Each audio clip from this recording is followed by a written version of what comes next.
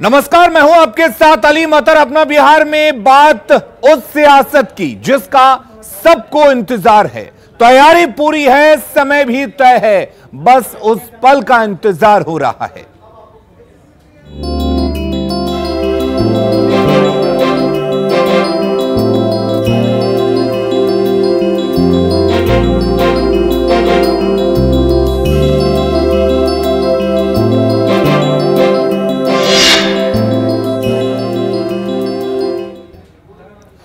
तो आज की सबसे बड़ी सियासी खबर का रुख करते हैं। आपको बता दें, आज जो जेडीयू का आरएलएसपी में विलय हो जाएगा। उपेंद्र कुशवाहा की पार्टी आरएलएसपी का आज विलय होगा। दोपहर 2 बजे जेडीयू ऑफिस में विलय होगा। विलय के लिए पूरी तरह से खाका तैयार किया जा चुका है। तो आज आरएलएसपी का विलय पूरी तरह से जेडीयू में हो जाएगा, जिसको लेकर कई तरह के कयास लगाए जा रहे थे। फिर जमेगी जोड़ी, नीतीश के होंगे उपेंद्र, मजबूत होगा लव कुश समीकरण।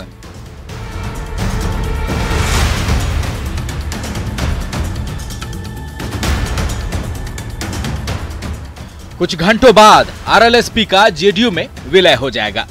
मुख्यमंत्री नीतीश कुमार की मौजूदगी में उपेंद्र कुशवाहा जेडीयू नेतृत्व को स्वीकार करेंगे। जेडीयू में विलय पर अंतिम मुहर लगाने के लिए आरएलएसपी की 2 दिवसीय महत्वपूर्ण बैठक पटना में हो रही है, जिसमें अंतिम फैसले का अधिकार राष्ट्रीय नेतृत्व को सौंपा गया है। सारे तमाम बिहार के जिला अध्यक्षों और बिहार के राज्य परिषद के साथी और राज्य परिषद के जितने भी वरिष्ठ साथी थे, उन्होंने राष्ट्रीय टीम को, राष्ट्रीय परिषद को अधिकृत कर दिया है कि कल जो भी फैसला लिया जाएगा वो सर्वमान्य होगा। क्या फैसला होने वाला है ये तो बता दीजिए। देखिए, जब भी जो चल रहा है, अभी जो मीडिया में अटकलें चल रही है, उसी विषय वस्तु पर कल जो भी होगा पीसी के माध्यम से जानकारी दी जाएगी। ये पहला मौका नहीं होगा जब नीतीश कुमार और उपेंद्र कुशवाहा साथ साथ होंगे। किसी जमाने में उपेंद्र कुशवाहा नीतीश के सबसे करीबी सहयोगियों में से रहे हैं। नीतीश की वजह से ही उपेंद्र कुशवाहा 2004 में नेता प्रतिपक्ष बने, लेकिन 2005 में कुशवाहा ने नीतीश के खिलाफ मोर्चा खोल दिया और 2005 में एनसीपी के साथ चले गए। एनसीपी से मोह भंग हुआ तो फिर जेडीयू में शामिल हो गए। 2010 में नीतीश ने उपेंद्र कुशवाहा को राज्यसभा भेज दिया, लेकिन फिर से अनबन हो गई और कुशवाहा ने राज्यसभा से इस्तीफा देकर जेडीयू छोड़ दी और 3 मार्च 2013 को आरएलएसपी का गठन कर लिया। फिर 2014 में आरएलएसपी एनडीए में शामिल हुई, लेकिन जब नीतीश एनडीए में आए तो कुशवाहा अलग हो गए। अब एक बार फिर दोनों साथ आ रहे हैं, जो उपेंद्र कुशवाहा के साथ साथ नीतीश कुमार के लिए भी फायदे का सौदा साबित होगा, क्योंकि ये सबको पता है कि उपेंद्र कुशवाहा की बिहार में कोयरी वोट बैंक पर वैसी ही पकड़ है जैसे कि लालू प्रसाद यादव की यादव वोट बैंक और नीतीश कुमार की कुर्मी वोट बैंक पर है। बिहार में तकरीबन 8% कोयरी मतदाता है, जिसका झुकाव उपेंद्र कुशवाहा की तरफ रहा है। 2014 के लोकसभा चुनाव से पहले सामाजिक समीकरणों को साधने में जुटी बीजेपी को कुशवाहा की यही ताकत रास आई थी और एनडीए में उनका महत्व बढ़ गया था। अब जबकि जेडीयू एक बार फिर लव कुश समीकरण को और ज्यादा साधने में जुट गई है, वैसी स्थिति में उपेंद्र कुशवाहा का जेडीयू में आना नीतीश कुमार के लिए तो फायदेमंद होगा ही। बिहार की राजनीति में हाशिए पर चल रहे उपेंद्र कुशवाहा के लिए भी किसी जीवन दान से कम नहीं होगा। न्यूज़ 18 के लिए पटना से आनंद अमृतराज, संजय कुमार के साथ ब्यूरो रिपोर्ट। और इस बीच एक और बड़ी जानकारी दे दें, उपेंद्र कुशवाहा को जेडीयू में बड़ी जिम्मेवारी मिलेगी। जेडीयू संगठन में बड़ा पद मिलने की संभावना है। संसदीय दल के अध्यक्ष का पद संभाल सकते हैं उपेंद्र कुशवाहा। सूत्रों के हवाले से यह बड़ी खबर आपको दे दें, जेडीयू में संसदीय दल के अध्यक्ष पद की जिम्मेदारी संभाल सकते हैं। एक बड़ी जिम्मेदारी दी जाएगी उपेंद्र कुशवाहा को। आनंद अमृतराज हमारे साथ जुड़े हुए हैं इस खबर पर ज्यादा जानकारी के साथ। माफ कीजिएगा आनंद, एक तरह से देखा जाए तो आज एक लंबे समय से जो इंतजार था कि कब आरएलएसपी का विलय होगा जेडीयू में, वो इंतजार आज खत्म होने वाला है। कितने बजे विलय हो जाएगा और क्या कुछ जानकारी है, क्या जिम्मेदारी दी जाएगी उपेंद्र कुशवाहा को?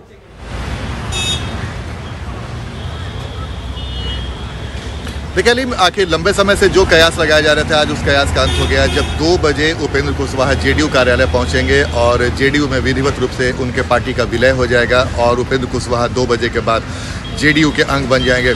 जाहिर सी बात है, इसके पहले कई सारी बैठकें हुई, कई सारे कवायद किए गए और उस कवायद का सुखद अंत आज ही हुआ कि नीतीश कुमार के साथ उपेंद्र कुशवाहा एक बार फिर से मजबूती से खड़े मिलेंगे और जेडीयू में आने के बाद उनके कद का ख्याल रखते हुए उन्हें संगठन में बड़ा पद देने की संभावना है। जो सूत्र बता रहे हैं कि संसदीय दल के अध्यक्ष के तौर पे उपेंद्र कुशवाहा दिख सकते हैं जेडीयू में।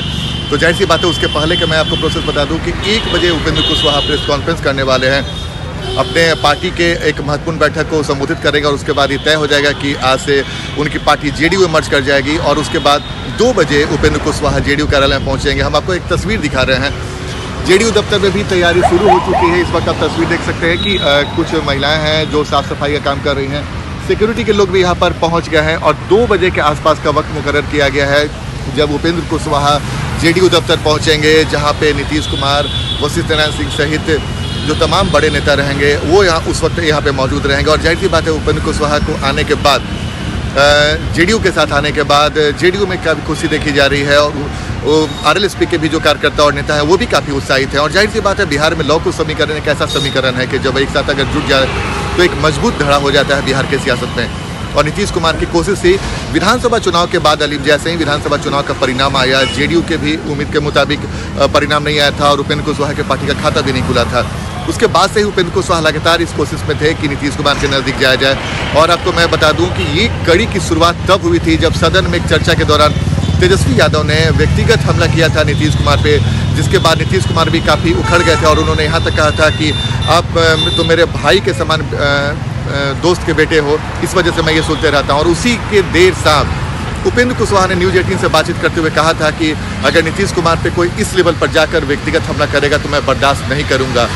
और जब न्यूज़ 18 ने इस खबर को प्रमुखता से दिखाया था तो 7 बजे के आसपास जेडीयू के प्रदेश तब जो पूर्व प्रदेश अध्यक्ष हैं वशिष्ठ नारायण सिंह, उन्होंने एक बयान दिया था न्यूज़ 18 को ही कि उपेंद्र कुशवाहा का ये बयान स्वागत योग्य है और अगर वो जेडीयू में आते हैं तो उनका स्वागत किया जाएगा। और उसके बाद जो ये सिलसिला शुरू हुआ आज इस स्थिति में पहुंच गया है कि जब जेडीयू मर्ज करने वाली है कि कई बार नीतीश कुमार और उपेंद्र कुशवाहा के बीच जो है बात बनी और बात बिगड़ी भी, लेकिन इस बार की अगर बात की जाए तो क्या तमाम चीजें तय हैं?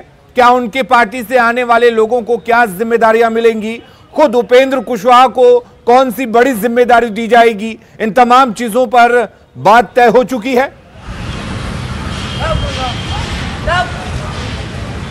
देखिए मैं आपको बता दूं, मैं ताजा अपडेट दे दूं कि कल देर रात में भी उपेंद्र कुशवाहा, वशिष्ठ नारायण सिंह और नीतीश कुमार के लगभग 1 घंटे से ज़्यादा बैठक चली और आज जब ये प्रोसेस पूरा होने वाला उसके पहले 1 घंटे का जो मुलाकात है उसमें उन तमाम बातों पर फाइनल मुहर लग गया। उपेंद्र कुशवाहा ने जो मांगे रखी थी नीतीश कुमार ने लगभग उनकी बात मान ली है और उसके बाद ये नतीजा है। और जब वो बैठक के बाद निकले थे तब हमने उनसे बात भी की थी तो उन्होंने हाथ जोड़कर मुस्कुराते हुए सिर्फ इतना कहा था कि चलिए सब कुछ ठीक हो गया, अब कल आप लोगों से बात करेंगे। लेकिन वशिष्ठ नारायण सिंह ने बयान दिया था कि हम लोगों के साथ उपेंद्र कुशवाहा की बात फाइनल हो चुकी है, कल 2 बजे उपेंद्र कुशवाहा हमारे पार्टी में मर्ज कर रहे हैं और उपेंद्र कुशवाहा के सम्मान का पूरा ख्याल रखा जाएगा क्योंकि उपेंद्र कुशवाहा काफ़ी वरिष्ठ नेता हैं और काफ़ी पहले वो जेडीयू के ही पार्ट थे। तो अब उपेंद्र कुशवाहा जैसे बड़े नेता का खास ख्याल रखा जाएगा और उन्हें बड़ी जिम्मेवारी दी जाएगी। उसी समय ये साफ हो गया था कि जो भी तस्वीर, धुंधली सी तस्वीर हल्की सी बाकी थी, उस धुंधली तस्वीर को पूरी तरीके से जेडीयू ने साफ कर दिया है। तो जाहिर सी बात है, कल के पहले मैं आपको एक बार फिर से तस्वीर दिखा दूं कि यही कर्पूरी सभागार है अलीम, जो आज इतिहास का साक्षी बनेगा जब उपेंद्र कुशवाहा और नीतीश कुमार के बीच में कई बार बनती बिगड़ते रिश्ते के बीच आज एक बार फिर से नीतीश कुमार के साथ जेडीयू में शामिल हो जाएंगे, उपेंद्र कुशवाहा और जेडीयू के अंग बन जाएंगे। लेकिन मैं आपको बता दूं कि ये इसके पीछे भी एक भूमिका है। महत्वपूर्ण बात ये थी कि उपेंद्र कुशवाहा इस बार विधानसभा चुनाव में बसपा और एमआईएम जैसे सहयोगियों के साथ मिलकर चुनाव लड़ा था, लेकिन उनके खाता भी पार्टी का नहीं खुला हुआ था। तो जाहिर सी बात है उपेंद्र कुशवाहा भी बिहार की सियासत में अपने के लिए एक मजबूत ठिकाने की तलाश में थे और उन्हें वो मजबूत ठिकाना जेडीयू के रूप में मिला। दूसरी तरफ नीतीश कुमार के भी पार्टी को काफी झटका लगा था, 43 सीटों पर सिमट गई थी जेडीयू। तो नीतीश कुमार को भी एक ऐसे नेता की जरूरत थी जो आने वाले समय में उनके लॉकू समीकरण को मजबूत करे। इसके पहले आपको याद होगा कि आरसीपी सिंह और उमेश कुशवाहा को जेडीयू ने बड़े संगठन में पद दिया था, राष्ट्रीय अध्यक्ष और प्रदेश अध्यक्ष बनाया था। तो उसी समय कयास शुरू हो गया था कि जेडीयू लॉक उसके तरफ बढ़ रही है मजबूती से। और आज उपेंद्र कुशवाहा के जेडीयू में आने के बाद ये साफ हो जाएगा कि लॉकू समीकरण नीतीश कुमार का काफी मजबूत करने की जो कवायद थी उनकी वो मजबूती दिखेगी जब उपेंद्र कुशवाहा नीतीश कुमार के साथ सामने आ जाएंगे।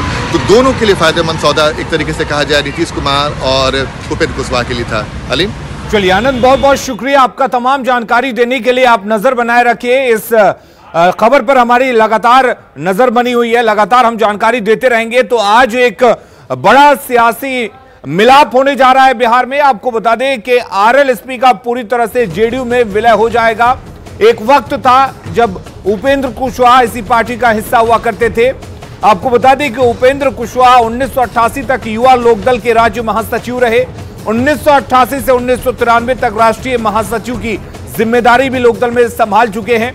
1994 में समता पार्टी के महासचिव बने थे। उसके बाद 2000 में पहली बार बिहार विधानसभा के सदस्य उपेंद्र कुशवाहा बने थे।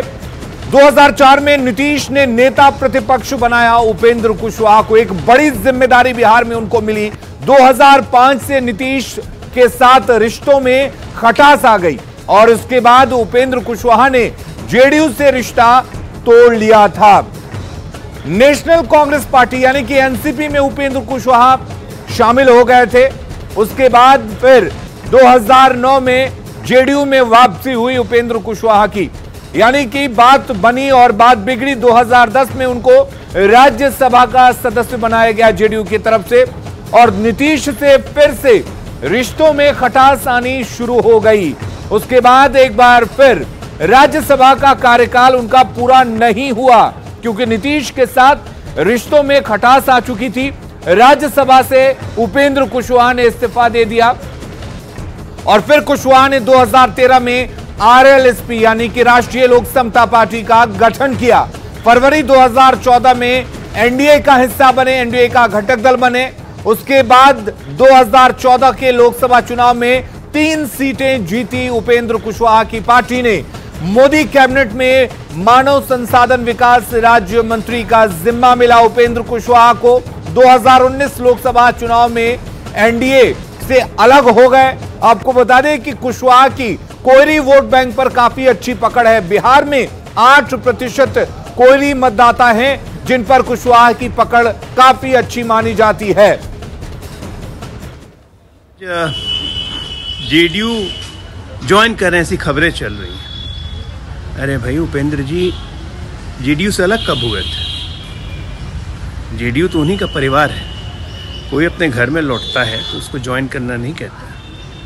वो अपने घर में वापसी कर रहे हैं और हमें पूरी उम्मीद है, आशा है, खुशी है कि उनके आने से जनता दल यू और मजबूत होगा, एक परिवार और बढ़ेगा। आज भी बदहाल है। आपको याद होगा नीतीश कुमार की शिक्षा विरोधी नीतियों के खिलाफ पूरे बिहार में उपेंद्र कुशवाहा ने मानव श्रृंखला बनवाई थी अपनी पार्टी से। आज क्या हुआ? क्यों उपेंद्र कुशवाहा जी नीतीश कुमार के पास जा रहे हैं? भाई सीधी बात है, पत्नी एमएलसी बनने जा रही हैं और मंत्री बनने जा रही हैं। उपेंद्र कुशवाहा एक नंबर के मौका परस्त राजनेता निकले। राष्ट्रीय लोक समता पार्टी का विलय आज जेडीयू में हो जाएगा।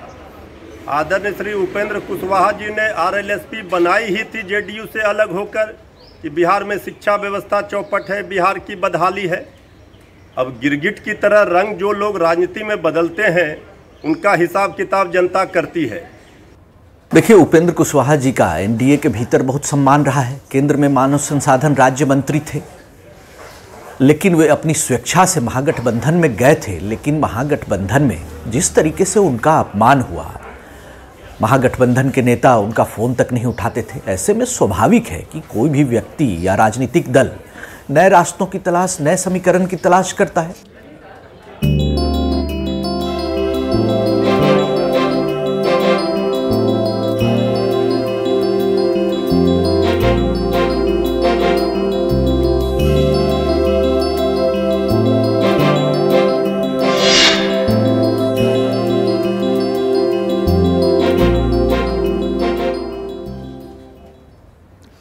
अगली खबर का रुख करते हैं। बिहार पुलिस में 8,415 पदों पर सिपाही भर्ती के लिए आज लिखित परीक्षा आयोजित की जा रही है।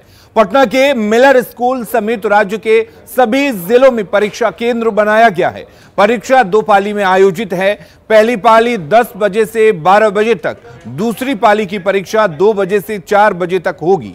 परीक्षा को कदाचार मुक्त बनाने के लिए कड़े इंतजाम किए गए हैं। सेंटर का जायजा लिया हमारे सहयोगी अमित कुमार ने। सिपाही बहाली लिखित परीक्षा जो है वो आज होनी है और इसको लेकर के तैयारी मुकम्मल है। यहाँ पे 10 बजे से ये परीक्षा जो है वो शुरू हुई है और ये परीक्षा जो है 2 दिन में होनी है। एक 14 मार्च यानी कि आज और एक 21 मार्च को होगी, जिसमें 2 पालियों में ये परीक्षा लिया जाएगा। 10 बजे से लेकर के 12 बजे तक ये पहली पाली की परीक्षा होगी। दूसरी पाली की परीक्षा जो है वो 2 बजे से 4 बजे तक होगी और इसमें लाखों अभ्यर्थी जो हैं वो परीक्षा में शामिल होने आए हैं। देख सकते हैं, चाहे बात हम महिला की अभ्यर्थियों की कर रहे हैं, पुरुष अभ्यर्थियों की कर रहे हैं, तो सभी जो हैं वो यहाँ इस परीक्षा में शामिल होने आए हैं। और 8,415 जो अभ्यर्थियों के पद हैं सिपाही के, उस पर ये परीक्षा होनी है और इसमें जो है पूरे बिहार में परीक्षा केंद्र बनाया गया है। तो ये परीक्षा केंद्र जो है वो मिलर स्कूल ग्राउंड का ये परीक्षा केंद्र है और यहाँ भी देख सकते हैं कि परीक्षा को लेकर के मुकम्मल व्यवस्था की गई है। बड़ी संख्या में पुलिसकर्मियों को तैनात किया गया है। सोशल डिस्टेंस जो है उसका अनुपालन किया जाना है। सैनिटाइजर जो है वो दिया जा रहा है। मास्क अनिवार्य किया गया है।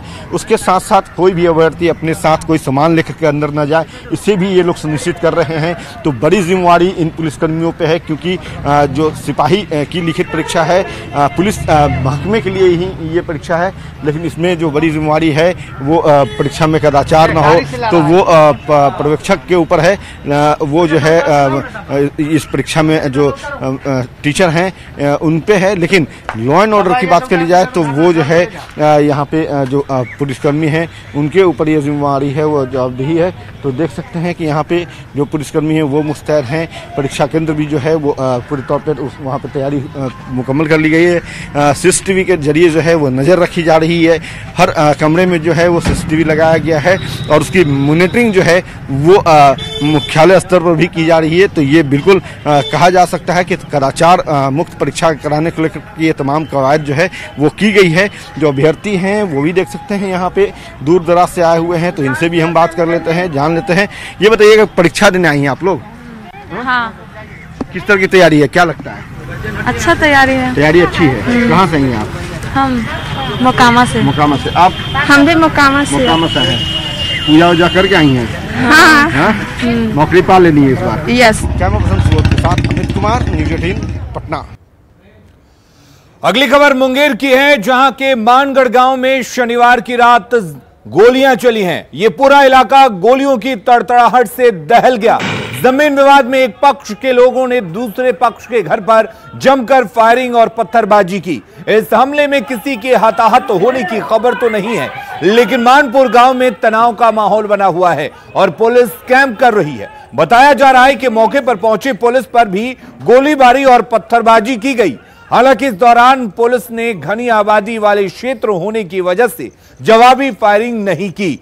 पुलिस ने खदेड़ कर हमला करने वाले 2 लोगों को गिरफ्तार कर लिया है और पूछताछ के बाद दहशत फैलाने वाले अन्य लोगों की गिरफ्तारी के लिए छापेमारी कर रही है। क्या मुंगेर से आ रहे थे हाथ लगाए हुए आपराधिक किस्म का व्यक्ति, मानगढ़ का मुकेश यादव सीआरपीएफ में है, विलास यादव, विकास यादव, खिलौरी यादव का बेटा पप्पू यादव, रंजीत यादव, पंकज यादव और उसका मेरा भाई राजेंद्र यादव का बेटा भूखन यादव। मैं किसी तरह जान बचा के वहाँ से भागा और भागते भागते गोली फायर करने लगा मेरे ऊपर। हम घर में हिल गए, जिसमें मेरे गेट पर 2 गोली मारा, जिसमें कि मैं पुलिस को खबर किया। पुलिस मौके पर पहुंची और हर हथियार के साथ गिरफ्तारी विलास यादव और मुकेश यादव को कर लिया गया है। मुकेश यादव शराब के नशे में धुत है। हाजीपुर में 4 थाना इलाकों में शराब के खिलाफ विशेष अभियान चलाया गया। पुलिस के 12 घंटे में अभियान में करीब 1 करोड़ की शराब जब्त की गई है। बताया जा रहा है कि होली और पंचायत चुनाव के दौरान शराब को खपाने की योजना थी। पुलिस को सबसे अधिक सफलता औद्योगिक थाना क्षेत्र इलाके में मिली, जहां 2 ट्रकों से भारी मात्रा में शराब मिला। पुलिस ने मौके से एक शराब तस्कर को भी गिरफ्तार किया है, जो पंजाब का रहने वाला बताया जा रहा है। बिदुपुर में भी एक ट्रक, एक बोलेरो और एक स्विफ्ट डिजायर गाड़ी से 290 कार्टन विदेशी शराब जब्त की गई। 12 घंटे में कुल 1471 से अधिक शराब का कार्टन जब्त हुआ है। पिछले 12 घंटे के अंदर 1471 कार्टून शराब औद्योगिक थाना, बिदुपुर थाना, सराय थाना, बेलसर ओपी के द्वारा छापामारी कर जब्त किया गया है। औद्योगिक थाना 2 ट्रक पकड़े हैं, 2 ट्रक में शराब बरामद हुआ, विदेशी शराब है। उसी तरह से सराय थाना भी एक पिकअप वाहन पर शराब पकड़े हैं। बिदुपुर थाना में एक ट्रक पकड़ा, एक बोलेरो और एक स्विफ्ट डिजायर गाड़ी पकड़ी गई है और बेलसर ओपी में उतार कर नीचे रख दिया था, जमीन पर से रखे हुए हालत में बरामद किया गया। और अब बात करते हैं सिमडेगा में बिहार महिला हॉकी टीम के दमदार प्रदर्शन की। क्वार्टर फाइनल में बिहार पहुंच चुका है। सिमडेगा में बिहार की बेटियों ने दम दिखाया है। केरल के साथ हॉकी मैच में बिहार की 2-1 से जीत हुई है। सिमडेगा में चल रही है महिला हॉकी चैंपियनशिप। 26 राज्यों की टीम इस चैंपियनशिप में हिस्सा ले रही हैं।